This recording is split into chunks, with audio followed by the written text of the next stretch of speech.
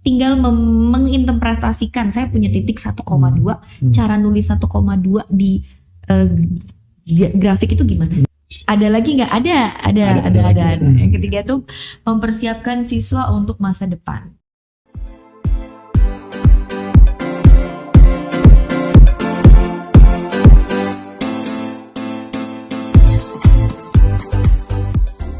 Sobat Tricode, selamat datang kembali di Podcast Tricode. Saat ini, kesempatan ini kita mau bahas hot issue transformasi digital dalam dunia pendidikan. Saya nggak tahu apa itu, jadi saya serahkan sama Om Eban. Oh ya, saya juga nggak tahu Om. Makanya kita undang seorang yang berkecimpung di dunia pendidikan gitu ya. Oke. Beliau seorang pengajar di guru matematik, pernah jadi trainer juga, dan sekarang kerja di business development manager di sektor pendidikan. Oh, teknologi ya? Iya, berarti udah pasti banyak pengalamannya dan ilmu dalam tentang pendidikan. Oke, untuk siapa Om yang kita undang? Untuk itu kita Ibu Pinta Glenis Amanti. Halo Ibu, apa kabar? Halo Pak Febran, halo Pak Re. Halo Bu Pinta, saya panggil Bu, Kakak, atau Mbak nih? Bebas Pak, Kakak boleh. Kakak kali ya. Ya. Silakan Om. Ya, Bu Pinta, ini kan kita bahas tentang informasi teknologi dalam dunia pendidikan ya. Transformasi ya. Kira-kira apa sih yang lagi jadi hot issue di dunia pendidikan sekarang? Terutama tentang transformasi teknologinya ya. Sebenarnya sebelum kita ngomongin hot issue dulu, kita ngomongin transformasi teknologi itu sebenarnya apa sih? Transformasi teknologi itu mengacu pada penggunaan teknologi digital untuk mengubah cara mengajar dan belajar di dalam kelas. Contohnya tuh seperti apa? Misal kalau sekarang, apalagi yang pas zaman COVID itu, yang pertama tuh pembelajaran online, gitu. Terus ada lagi teknologi yang dipakai di dalam kelas, dan yang terakhir tuh sumber daya digital yang dipakai untuk mengajar di kelas, gitu. Oh, ini ada dua aspek ya, belajar dan mengajar. Betul. Ya. Oh, dua-duanya itu bertransformasi. Dengan menggunakan teknologi. Iya. Oh, oke. Menarik nih. Iya. Dan itu sekarang udah mayoritas sudah kita pakai ya. Untuk transformasi teknologi sebenarnya di mana nih Pak? Di Indonesia atau di luar negeri nih? Secara global. Secara global tuh jauh lebih ini Pak. Transformasi teknologi itu udah sangat pesat di negara-negara maju terutama gitu. Mungkin ada contoh-contoh konkret barangkali. Ada. Misal belajar lah ya sama-sama. Iya betul. Yang pertama misal saya bisa kasih lihat contohnya di Finlandia. Nih banyak banget yang ya kalau misalnya kita baca berita gitu, Finland tuh jadi negara dengan pendidikan paling ramah dengan anak, paling teknologi juga paling tinggi lah. Paling maju juga, betul. By the way, Finlandia ini yang di utara sana kan ya? Eropa ya. Skandinavia ya? Yes. Tapi mereka maju ya? Maju. Jadi kalau di Finland itu dia terkenal dengan sistem pendidikan yang inovatif, di mana teknologi itu terintegrasi secara menyeluruh dalam pembelajaran. Secara menyeluruh? Iya. Jadi dia sudah menggunakan platform untuk belajar online, jadi kayak LMS gitu. Terus dia ada juga game edukasi dan alat bantu digital lainnya untuk kelasnya. By the way, Sobat Tricode perlu tahu nih Bu, LMS itu apa sih? LMS tuh seperti learning management system.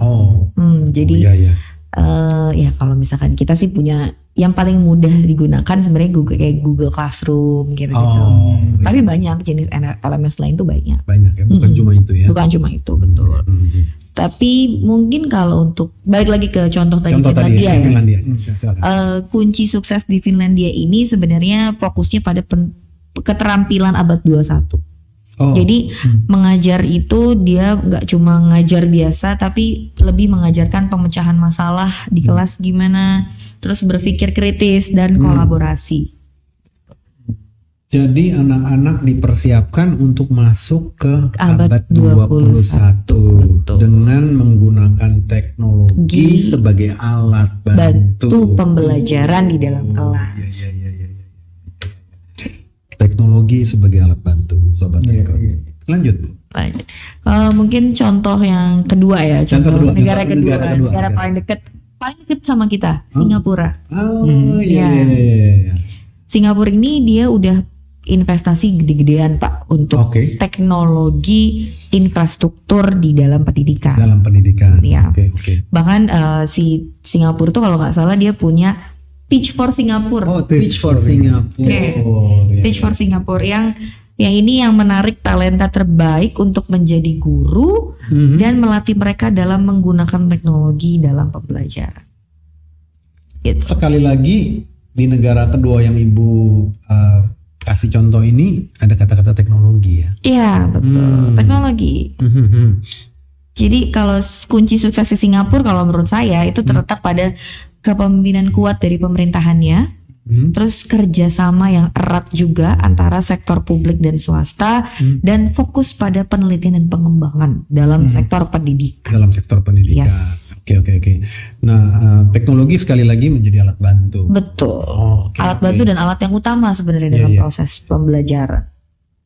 Kalau nggak salah Ibu Pinta ada contoh ya di negara Singapura di mana mereka menggunakan teknologi dalam proses pendidikan. Betul.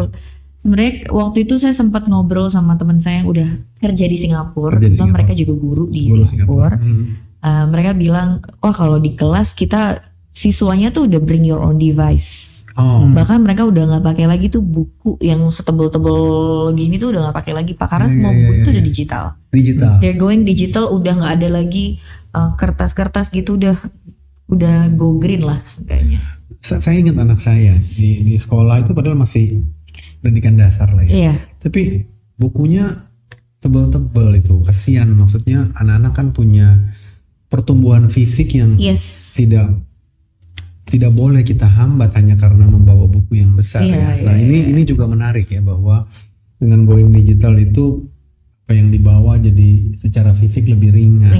Betul. Bukan saja secara teknologi maju tapi juga secara fisik lebih ringan, sehingga perkembangan fisik anak di satu sisi ya. Iya. Karena sebenarnya saya juga sempat lihat Pak, apalagi di sekolah-sekolah, beberapa sekolah lah, saya nggak bisa bilang sekolahnya. Ini ada anak SD, dia itu sekolah bawa koper. Yes. Jadi yang ada rodanya. Koper. Seperti di airport. Betul Pak, koper. Buat apa? Itu isinya adalah buku. Iya. Kalau bicara abad 21 udah nggak begitu ya? Harusnya udah nggak gitu. Teknologi Pak ya. Selanjutnya dari negara tetangga kita. Ada mungkin yang ini negara yang agak jauh dari kita tapi maju banget, Amerika Serikat Pak. Amerika Serikat. Yes. Ya. Gitu. Sebenarnya kalau Amerika Serikat ini dia memiliki banyak program dan inisiatif transformasi teknologi di dalam pendidikan diberi berbagai tingkatan. Nah, penggunaan teknologi kayak laptop, tablet atau software edukasi itu banyak di sekolah-sekolah, apalagi di Amerika. Nah, mungkin aku kasih contoh sedikit kayak di universitas nih. Iya. Kalau misalkan ada salah satu universitas Ivy League University, kayak Harvard, Princeton, kita kalau masuk kelas mereka, itu mereka setiap kelas itu direkam. Dan direkamnya itu pakai kamera profesional. Nah, jadi diskusi siswa, diskusi dosennya itu direkam semua, nanti diposting di LMS mereka. Jadi once ada siswa yang nggak masuk gitu ya, ada mahasiswa yang nggak masuk, dia bisa lihat lagi rekamannya, terus apa yang terjadi di kelas, mereka jadi bisa belajar. Interaksi di dalam kelas antara dosen dan mahasiswa serta materi ajar itu terekam semua. Oke. Dan kamera yang digunakan bukan kamera aneh-aneh ya. Profesional Pak. Benar-benar profesional kamera. Yes, betul. Sehingga hasilnya juga bagus. Gitu. Jadi kita sebagai, katakanlah kalau kita mau ikut serta di Indonesia juga melihatnya juga enak ya. Ikutin kelasnya juga. Iya. Bahkan ada beberapa teman saya juga mereka ikut kelas dari universitas di Amerika, tapi kelasnya kelas online. Gitu. Jadi pembelajarannya udah begitu zamannya sekarang. Iya. Abad 21. Iya. Gitu. Jadi walaupun itu katakanlah belum terjadi sepenuhnya di sini, tapi sebagai masyarakat bahkan mungkin sobat berikut udah ada yang ikut ya. Yes. Apa terhisap dalam kemajuan teknologi abad 21. Mau nggak mau kita dipaksa untuk melakukan itu. Iya. Karena nggak mungkin ya kalau misalkan costly inilah Pak, kita ngomongin costnya aja ya. Kalau kita kuliah di Amerika dengan kuliah online di Amerika, yang mana yang lebih murah dan hemat? Iya. Gitu Sementara materinya sama ya. Yes, betul. Iya. Oke. Jadi kedepannya kalau menurut Ibu pendidikan online bakalan akan lebih banyak dibandingin yang offline ya? Sebenarnya kalau kita lihat lagi trennya sih sebenarnya tren untuk online learning ini di Indonesia boomingnya waktu COVID. Okay. Sebenarnya dari di luar udah sering untuk pendidikan online ini gitu. Iya. Cuma yang aku lihat nih trennya sekarang, kayaknya sekolah atau universitas udah pada nggak mau di online learning, nggak mau karena banyak learning loss-nya gitu. Karena sebenarnya memang ada sih perbedaannya. Kalau misalkan kita di levelnya sekolah TK, SD, SMP, SMA, kayaknya untuk online learning tuh agak sedikit kurang ya. Kenapa? Karena kan mereka masih butuh sosialisasi, butuh interaksi juga, butuh kerjasama dengan teman sebayanya gitu kan. Dan juga disiplin ya, pelajaran disiplin ya, masuk kelas pada waktunya. Betul. Iya. Beda sama ketika kita universitas. Kalau udah masuk kuliah kan ya itu udah tanggung jawab diri kita masing-masing gitu kan. Iya betul. Beda sih. Mungkin pembelajaran online masih dibutuhkan, tapi di waktunya yang harus tepat gitu. Di levelnya. Di levelnya juga harus tepat. Mungkin kalau di sekolah kayak SMP, SMA cocok. Tapi SMP mulai dari SMP, SMA mulai cocok. Karena apa? Karena mungkin gini, ada yang anaknya itu dia nggak bisa masuk kelas karena sakit, atau karena kakinya patah. Kasus khusus gitu kan. Daripada dia nggak cuma dikasih tugas-tugas doang, tapi kan mereka juga perlu dengar. Pembelajaran di kelasnya seperti apa, diskusi sama sekolahnya seperti apa gitu. Yang tadi yang kalau Bapak bilang tuh bentuknya bukan offline learning, tapi apa? On-site learning. Iya. Itu lebih tepat ya. Yes. On-site learning. Jadi online atau on-site atau hybrid ya. Iya, hybrid bisa juga. Dan dalam hal itu maka teknologi lagi ya. Balik lagi kalau bisa mau hybrid teknologi. Ya. Iya. Sekolah kalau cuma teknologinya gitu-gitu aja Pak, laptop doang sama proyektor misalnya di kelas. Teknologi tambahin lagi dong harusnya lebih dari itu. Iya. Nah, itu kalau tidak salah ada negara lain ya yang apa? Ada. Negara apa tuh Bu? Yang Ibu mau kasih contoh juga tuh. Ada Kanada Pak. Oke. Apa yang terjadi di sana? Kalau Kanada itu dia itu fokus pada penggunaan teknologi untuk meningkatkan personalisasi pembelajaran. Personalisasi. Yes, dan mendukung siswa dengan kebutuhan belajar yang beda. Personalisasi kebutuhan yang berbeda. Iya, karena kan kalau guru atau siswa lah, gaya belajar siswa itu kan beda-beda. Ada yang dia tipikalnya auditori, ada yang dia visual, ada yang kinestetik gitu. Iya. Di negara Kanada itu dia memberikan contoh pembelajaran dengan menggunakan teknologi yang dipersonalisasi sesuai dengan kebutuhan gaya belajar siswanya. Iya. Gitu. Kayak misalkan banyak project juga yang terjadi di Kanada. Pembelajarannya project. Misalkan anak ini tipikalnya yang auditori dengan visual. Daripada dia disuruh disuruh mendengarkan aja, mereka bisa diminta untuk membuat project seperti menjelaskan materi tersebut gitu. Membuat video atau project ya? Yes. Project gitu. ya. Oke.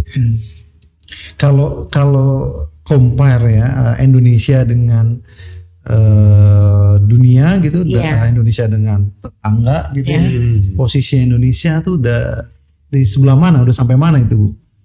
Kalau ngomongin Indonesia sendiri sih agak sulit Pak, tapi tantangannya itu banyak sebenarnya kalau di Indonesia. Jadi yang pertama itu ada kesenjangan akses. Mungkin nggak semua siswa di Indonesia itu punya perangkat teknologi yang memadai.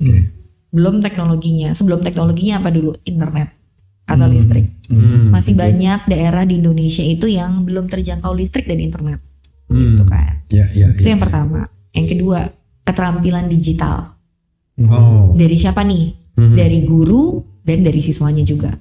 Oh. Kita nggak bisa memungkiri kalau banyak guru di Indonesia tuh yang ya dengan berumur lah. Ya artinya kalau dikasih hardware teknologi pun belum bisa jalan itu sistemnya gitu ya. Bukan belum bisa jalan, tapi ada tendensi untuk tidak mau. Oh. Gitu. Tidak maunya karena ya saya biasa ngajar begini kok. Iya.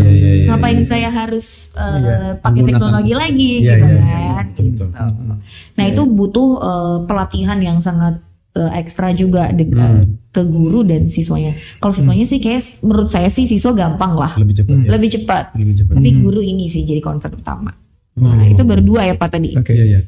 Yang ketiga itu infrastruktur. Oh. Ya, karena ya kurang lah. Masih banyak sekolah yang atapnya nggak ada, gitu-gitu ya. Masih ada ya. Masih banyak Masih di banyak. Indonesia terutama. Oke.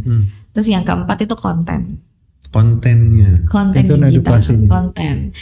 konten digital. Maksudnya gini, ya saya tahu sih di Indonesia sendiri Kemendikbud itu udah banyak memberikan konten-konten digital tentang pembelajaran yang membantu guru-guru itu mempercepat teknologi dan digitalisasi dalam pendidikan. Itu udah sih, udah ada dari Kemendikbud sendiri. Gitu. Cuma kan belum menyentuh seluruh guru di Indonesia. Jadi bagaimana konten itu terkirim ya ke pelosok-pelosok Indonesia ya. Iya. Saya jadi tertarik tadi sempat ngomong 4 negara gitu ya. Sebenarnya dengan kemajuan teknologi yang mereka sudah adopsi, apa yang mereka dapat sehingga itu memicu kita untuk juga ke arah sana gitu. Sebenarnya gini Pak, transformasi teknologi dalam pendidikan itu menjadi penting karena sebenarnya alasan pertama itu dengan teknologi itu bisa meningkatkan hasil belajar dari siswa. Oh, ya, itu ada penelitian? Ada banyak Pak penelitian tentang itu. Banyak penelitian menunjukkan teknologi membantu siswa belajar lebih efektif dan efisien. Contohnya gini deh, karena saya dulu guru matematika, mungkin saya ngasih contohnya yang matematika ya. Kalau dulu saya aja kalau mau menggambar grafik itu harus bikin dulu garis-garisnya tuh di buku saya sendiri.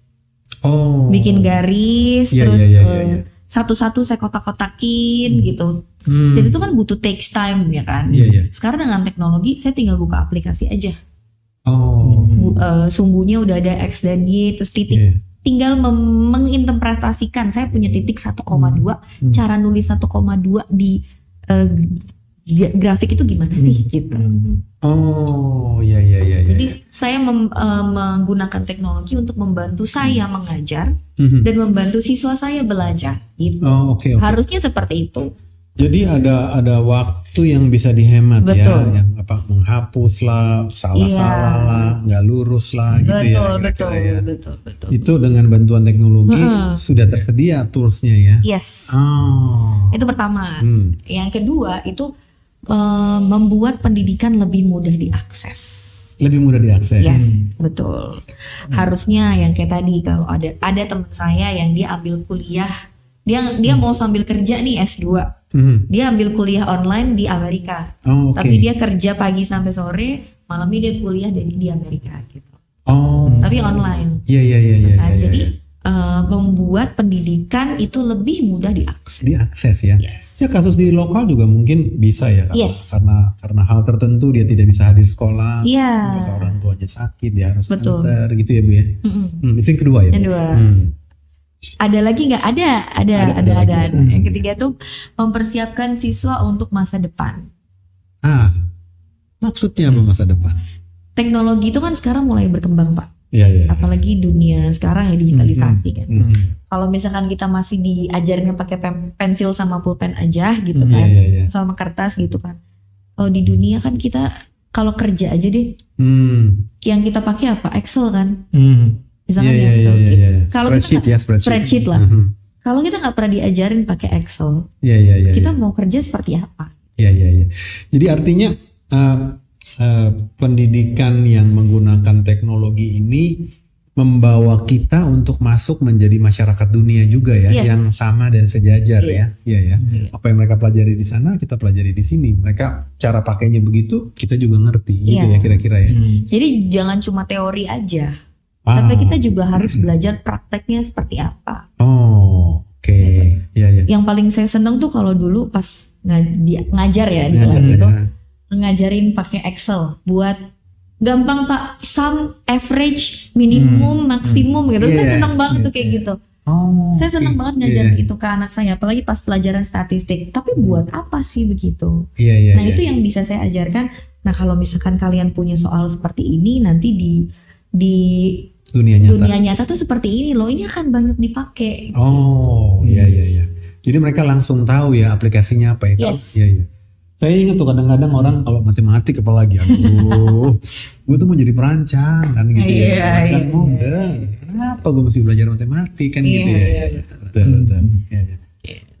Paling kalau saya bilang transformasi teknologi itu dalam pendidikan memiliki potensi untuk merevolusi cara mengajar dan belajar kita. Jadi dengan menggunakan teknologi secara efektif, kita dapat meningkatkan hasil pembelajaran siswa, membuat pendidikan lebih mudah diakses, dan mempersiapkan siswa untuk masa depan.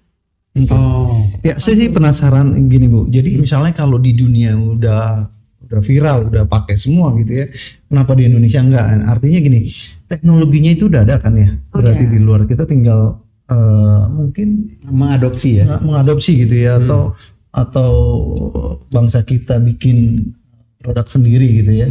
Nah itu udah sejauh mana yang Ibu tahu tentang kemajuan teknologi itu yang diadopsi oleh kita gitu? Atau ada kendala dari mana sih Bu yang kenapa kita belum ngegas untuk menggunakan teknologi tersebut gitu? Kalau itu tergantung Pak, balik lagi ke peraturan pemerintah sih sebenarnya. Tentang percepatan digitalisasi ini. Mungkin kalau di luar itu udah banyak contoh kayak smart classroom. Kelasnya dibuat very smart gitu kan. Anak-anak udah punya device masing-masing. Tapi kalau di Indonesia saya lihat ada beberapa sekolah yang memang sudah seperti itu. Udah ada. Swasta negeri? Biasanya swasta.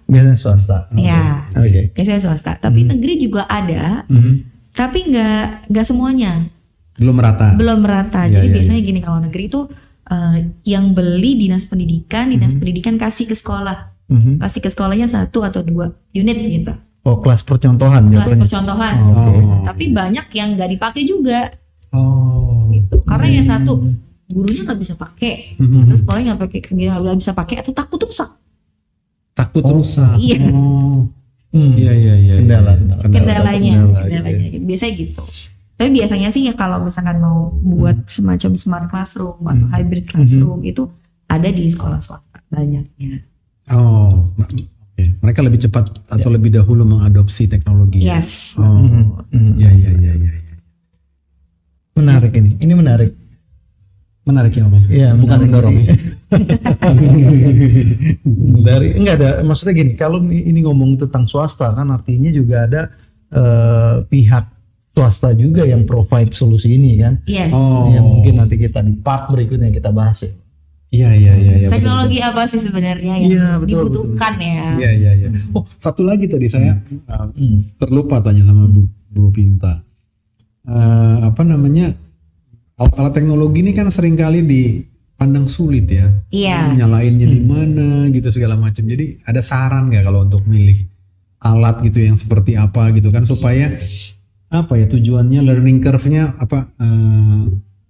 waktu belajarnya, cara belajarnya itu lebih cepat ya. Sebenarnya untuk teknologinya sendiri sih, kalau saya dari segi providernya harusnya kita buat teknologinya yang easy to use. Gampang digunakan. Gampang digunakan bukan cuma untuk siswa tapi untuk guru juga. Gampang digunakan tuh maksudnya gampang digunakan untuk mengoperasikannya, nyalain, matiin gitu ya. Iya. Sama kalau saya mau cari data saya di mana sih? Kalau mau cari aplikasi di mana sih gitu, harus yang seperti itu, harus yang mudah digunakan. Semudah mungkin. Semudah ya. mungkin. Sehingga tidak ada alasan generasi ya. Jadi Iya, siapapun dia bisa pakai. ya. Yes. Ya. Dia guru senior atau guru yang junior bisa pakai. Yes, betul. Dan nggak mudah rusak. Betul. Nomor 2 juga. Dan nggak mudah rusak. Iya, tapi bukan untuk dibanting-banting. Iya, jangan. Jangan ya. Karena sebenarnya untuk teknologi dalam kelas itu banyak. Oh. Banyak perintilannya harus pakai. Iya. Mungkin kalau saya bisa kasih sedikit teknologi dulu dalam kelas, kita ngajar dulu di kelas pakai apa sih Pak? Dulu coba. Oh, ingat saya papan tulis. Papan tulis ya? Warna hitam. Oh, hitam. Kadang-kadang Pakai kapur. ada yang hijau juga. Ada yang hijau juga. Spidol. Dan itu masih pakai kapur. Ya, masih pakai kapur. Kapur ya? Iya. Terus berkembang ke sini udah nggak pakai papan tulis kapur lagi, pakai apa lagi? Papan tulis, Spidol ya. spidol. Iya. Itu kayaknya udah canggih banget kayak dulu saya. Iya, betul. Abis papan tulis apa lagi? Oh, HP ya. Ah iya, HP proyektor. Iya. Saya ngalamin itu waktu saya SMP. Wah, ini perkembangan yang menarik ya. Iya. Ntar. Ibu SMP, saya kuliah.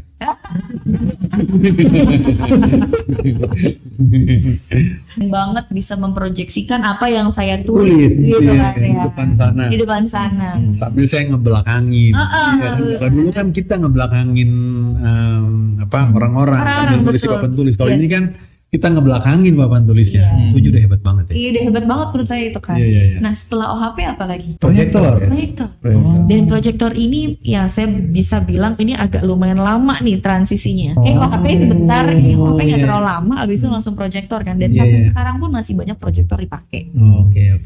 Guru-guru udah mulai disuruh menggunakan device, PC, laptop atau tablet untuk mengajar dalam kelas. Nah, Apa cuma itu? ini pilihan teknologi yang menarik nih. Iya. Kita bahas di Bahasan berikutnya. Betul. Boleh. Berikutnya ya. Oke. Sobat Trikot ya. Sobat Riko. Nantikan terus podcastnya Trikot karena ada banyak hal menarik yang akan kita bahas dan gali bersama-sama. Terima kasih Bu Terima kasih, Binta. Binta. Terima kasih.